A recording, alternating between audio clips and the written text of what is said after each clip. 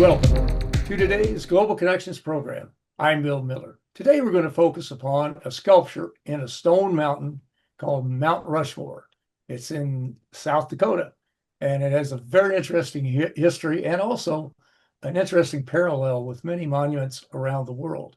My guest today is an expert on this topic. Matthew Davis is the author of When Things Get Dark, A Mongolian Winter's Tale. He's been an Eric and Wendy Schmidt Fellow at New America, a Fellow at the Black Mountain Institute at UNLV, and a Fulbright Fellow to Syria and Jordan. He holds an MFA in nonfiction writing from the University of Iowa and an MA in international relations from the Johns Hopkins School of Advanced International Studies. His recent book is A Biography of a Mountain, The Making and Meaning of Mount Rushmore. Matt Davis, welcome to today's Global Connections program. Thanks so much for having me, Bill. It's a real pleasure to be on with you. I appreciate you being with me all the way from London, so thank you. That's right. That's right. Hopefully we won't lose our connection. But anyway, this is an interesting topic. It's a different topic. How did you decide to write this book, and what is sort of the main theme of it? Yeah, so on July 3rd, 2020, which seems like a lifetime ago for many of us, President Donald Trump gave a speech at Mount Rushmore, and the speech was intended to celebrate the July 4th holiday. It was intended to welcome back fireworks to Mount Rushmore for the first time in over 10 years. But if you recall, during that time period, not only was there COVID-19 going on, but there were a lot of discussions we were having as a country about memorials and monuments that were spread across the United States and the kinds of histories that they tell. Many of those monuments were being pulled down. A lot of those were Confederate monuments. And so when Donald Trump gave a speech that evening, he sort of offered his own view, kind of a narrow view, in my opinion, of American history and the memorials and the monuments that are built to commemorate it. And I did not see the speech live. I had just had a child, my second son, who was about a month old, so I wasn't really paying attention to the television much at that time. But when I read about the speech, I began to sort of wonder why he decided to give that kind of speech there at Mount Rushmore. What was it about the four faces on the mountain that sort of framed not only Trump as he spoke, but the sort of meaning of what he was saying? And so I did sort of a deep dive into Mount Rushmore and began to learn more about why the monument, the memorial, I should say, was built there, who built it, some of the controversy surrounding it, and realized that it would really make a great book. Lots of different strands and threads that are sort of part of our American mythology and American story go through Mount Rushmore. And if I was to answer your question about the main theme of the book, I would say that it's, even though so many of our national memorials and monuments are made of immutable material, stone, marble, granite, that their meanings really do change as our societies change, as our understanding of histories change. And that's something that I learned a lot in the reporting and the research and the writing of this book. And I think that's one of the things that I want readers to most take away. Yes, they certainly do change as we get more information about what happened in history. And before I forget it, let me mention your website. It's matthewdaviswriter.com/book-news. So if any of our viewers would like more information, they can go to your website. Well, let's talk about the who, what, why, where. Who are the four faces? Why did this sculptor decide to select Mount Rushmore? Who funds it? It has to be funded. It's a massive undertaking. But what are some of those answers? Yeah, the origin story of Mount Rushmore is actually one of my favorite parts of this story, because I think because it is massive and because it is actually funded, by the federal government, most people assume that it was a federally originated idea to begin with, that the U.S. government had the idea to build this memorial. And that's just not the case. I mean, the story originates from an historian, the South Dakota state historian, a man named Doane Robinson. And Doane Robinson in the 1920s was really concerned about South Dakota's economy. The commodities markets had just crashed after World War I, and there's an over-reliance he felt on agriculture and commodities in the state of South Dakota. So he wanted to diversify the economy through tourism. So he had this idea to carve sculptures into the Black Hills of South Dakota, which is where Mount Rushmore is, that would attract the burgeoning number of car tourists that were driving through the American West at that time. And so his idea initially was to carve sculptures of people who were reflective of the American West. So we're talking about the Lakota leader Red Cloud or George Armstrong Custer or Lewis and Clark, people that were sort of reflective of that area of the United States. But when he hired the sculptor of Mount Rushmore, a man named Gunnson Borglum, when Borglum took the job, the idea changed from one of just economics to one of politics. Borglum wanted to create an homage to American political democracy. He wanted to create an homage to manifest destiny, to American empire. And so he chose the four faces that would go on this mountain, and he chose the location of Mount Rushmore, which is in one of the oldest parts of the Black Hills, made out of granite that's over a billion years old. So it was really Borglum's idea to sort of create this memorial in the way that we see it today. And he chose these four presidents for various different reasons. In its totality, he wanted them to be reflective of his original idea of American empire, but each represented something that was particular to American history. So, for example, George Washington was the birth of the United States. Thomas Jefferson was the expansion of the United States. Abraham Lincoln was the preservation of the United States. And Theodore Roosevelt, the final president, he was really the unification of the United States through the Panama Canal. And so that was the reason why he chose those presidents. And, initially the idea really struggled to gain funding. Gunnson Borglum wanted to have individual funders fund this memorial, but when he could not raise enough money for that, the federal government came in and really began to fund the memorial. And the cost of it was just under $1 million. And the federal government funded the vast majority of that money. Now, anytime you do anything, especially 100 years ago, you had indigenous peoples involved, and that's true not only in the United States but also around the world, where you find other monuments. For example, I'm thinking of Leshan Giant Buddha in China, Petra in Jordan, the Ellora Caves in India. There are diverse numbers of people involved, conservationists, especially indigenous peoples, because so often these events took place on their land. At least it used to be their land in some cases. But what kind of involvement did the indigenous peoples and the conservationists have when developing this whole concept? Well, not much, and that has proven very controversial today. I mean, 100 years ago in the 1920s, the first dedication of Mount Rushmore, which is what my book, A Biography of a Mountain, is tied to, was in October 1925.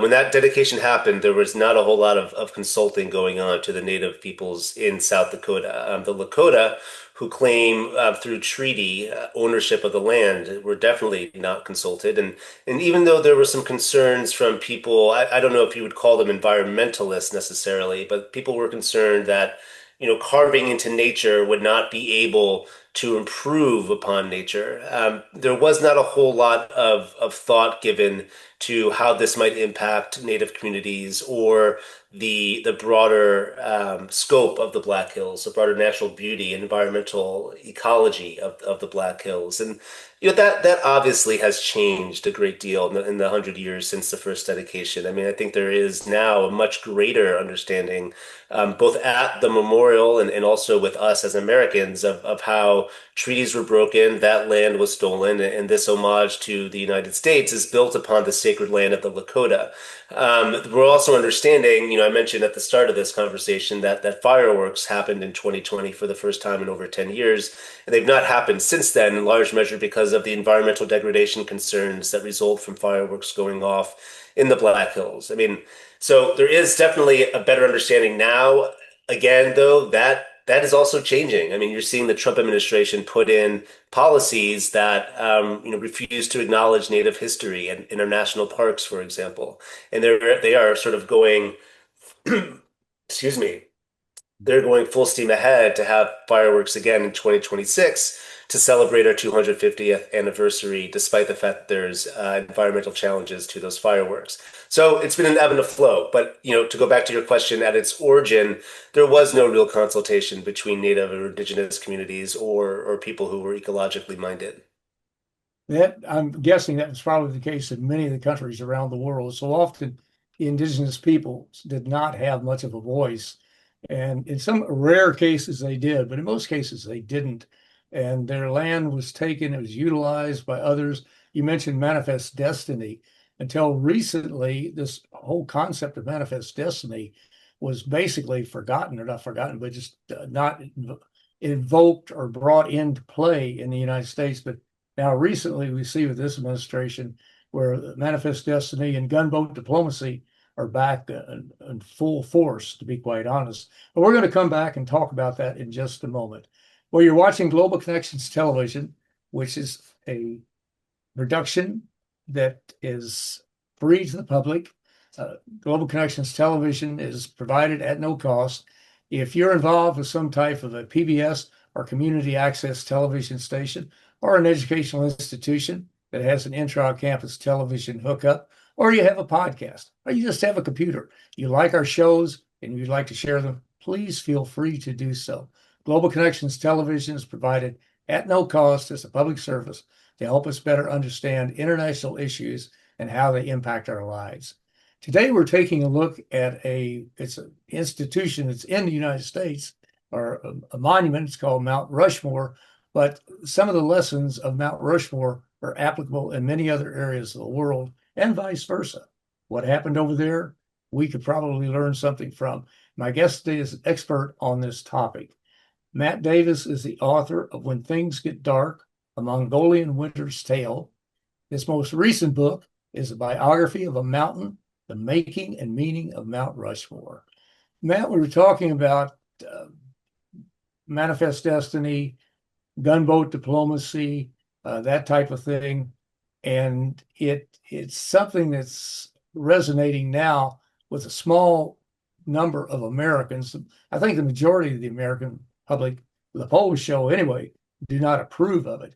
But what is in the offering right now? Do you see anything that's happening that would diminish this enthusiasm for this manifest destiny or this imposition of values or a rewriting of history? We see that right now with this administration. They're rewriting history to a large degree, especially about the Civil War, especially about how America became America. And instead of just starting off with 13 colonies, it expanded quite dramatically, fairly quickly. But how do you see that playing out right now?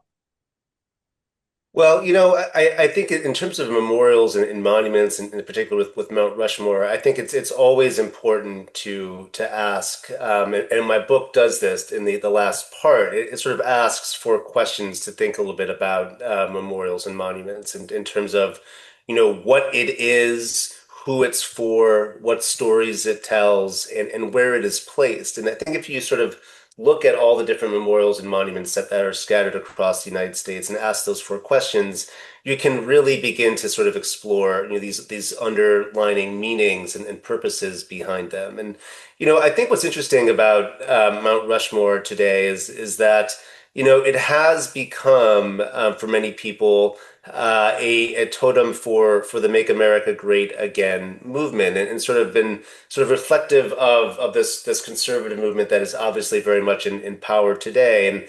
And I think, in some instances, as you were talking about, instances of gunboat diplomacy or manifest destiny today, that is kind of how the memorial was originally conceived. But that idea has evolved a lot over the century that it's been dedicated. And I think what you're seeing and have seen at Mount Rushmore over the past 100 years are different stories that have come into it, whether they're the Native American stories of the area that were introduced in 2005 by Gerard Baker, or these ideas of it being less about manifest destiny or empire and more about, a shrine of democracy or a place of liberty. Those are all different stories that Mount Rushmore tells. And so I think, really what we are able to do in today's world is to sort of begin to create the kind of meanings from memorials and monuments like Mount Rushmore that we want. We don't need to have, people, administrations reveal or conceal the different histories and stories of these places and of these memorials. We can sort of give them meaning on our own. We certainly can, and we certainly have to.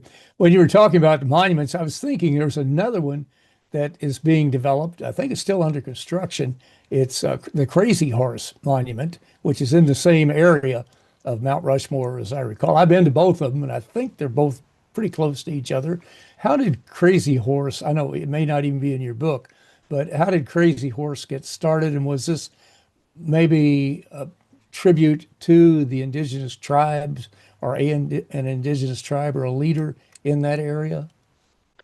Yeah, Crazy Horse is interesting. I do write about it a little bit in my book because it is very, very close to Mount Rushmore. It's I think maybe about like, excuse me, 15 miles as the crow flies. And yeah, I mean the origins of Crazy Horse are very interesting and complicated. I mean, I think it was, the way that Crazy Horse likes to present itself to be is that the primary original sculptor was approached by Lakota and asked to carve a sculpture to Crazy Horse, which is the great Lakota military leader. And I think that there's a lot of speculation about whether or not that was actually how things went. The sculptor of Crazy Horse had actually worked at Mount Rushmore for a spell and was fired by Gunnson Borglum's son, Lincoln Borglum. And Lincoln was a very calm, very gentle person. And if he had a problem with you, that means that he was a really big problem.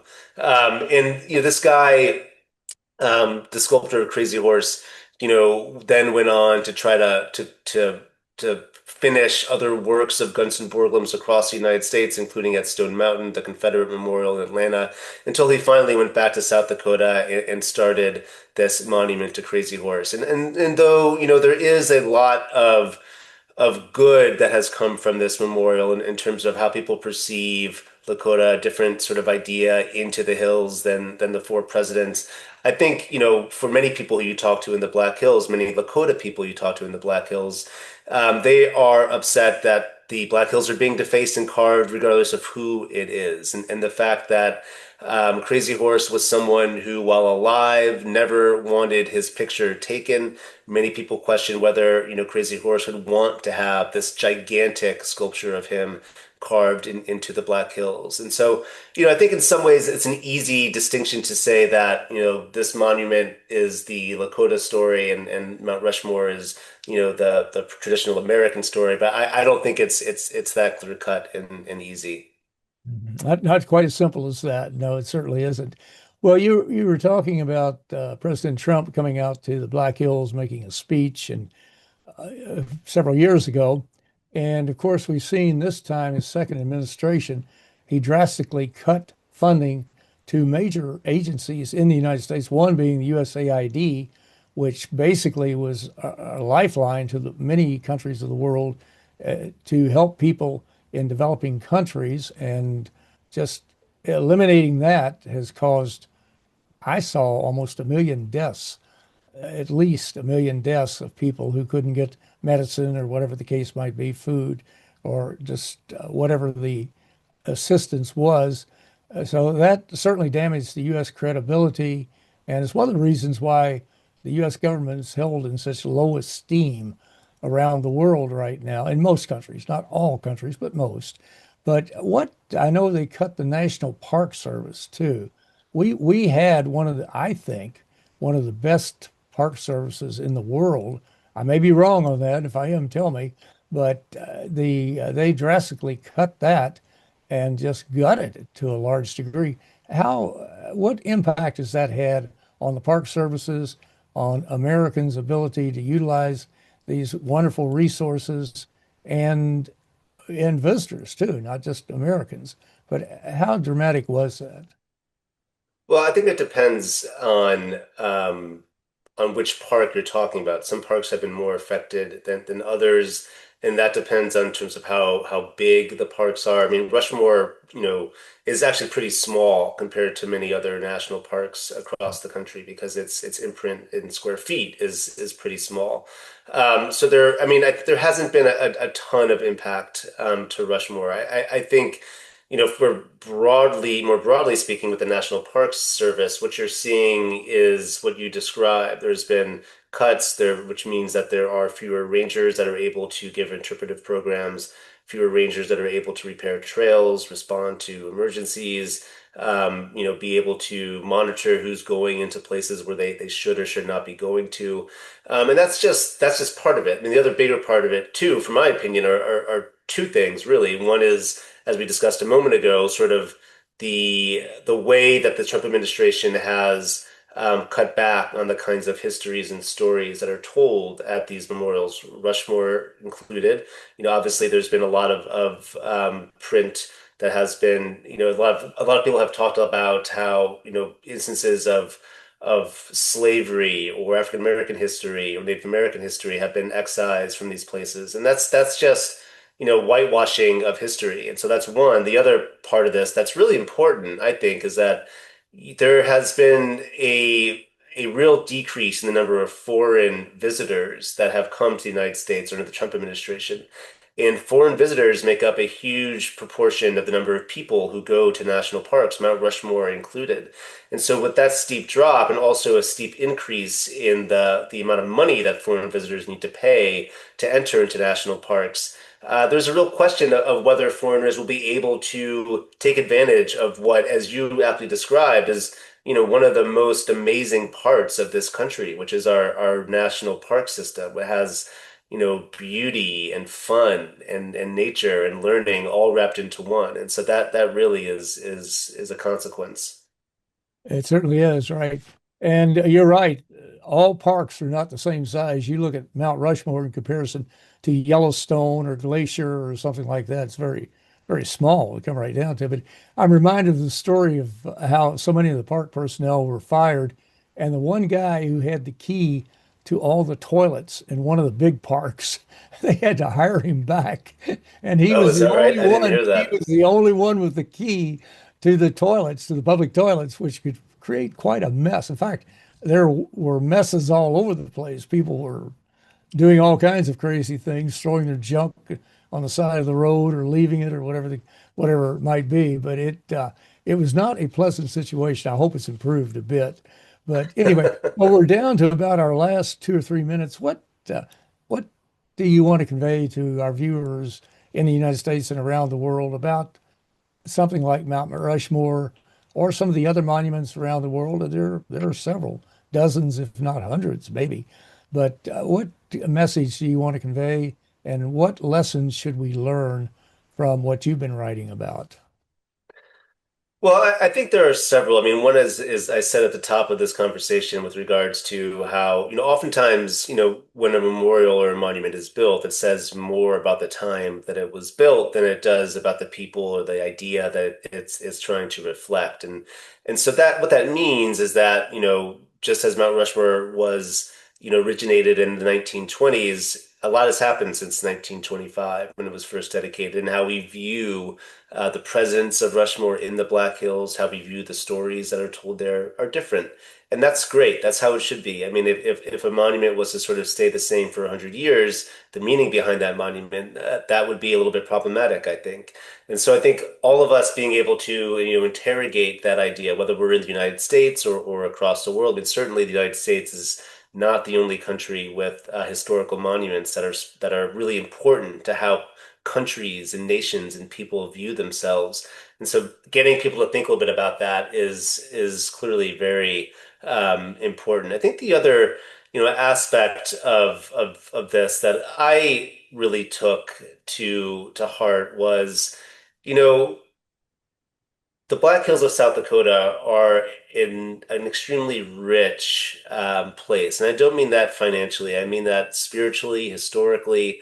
There's a lot that has gone on there in the past, hundreds of years that make it such an interesting place to go visit. They are physically beautiful, the Black Hills, but they are historically and culturally very rich. And I think, that was something that even though I knew a bit about before I started this project, that I really took a lot away. And there's the other element to that is just, the real importance of people's relationship to the land and how the land there is deeply tied up in their families and their family stories. I mean, I was able to meet Lakota men and women who have, deep hundreds years old ties to the land of the Black Hills, and I was able to meet, people from families who were settlers to the Black Hills in the 1880s, and both, kinds of people have very different but very similar kinds of attachments to the land of that part of the country, and I think that's the other thing that really stuck out to me is the intersection of the personal aspect of history with the more objective part of history, the facts, the figures, what happened, and how the personal really does matter and how you view history. Well, Matt, it's a very interesting and a very timely topic, and I want to thank you for a very interesting and a very informative program. Wonderful. Thank you, Bill. It was great to be with you. Thank you. I'm Bill Miller. Thank you for joining us today on Global Connections Television.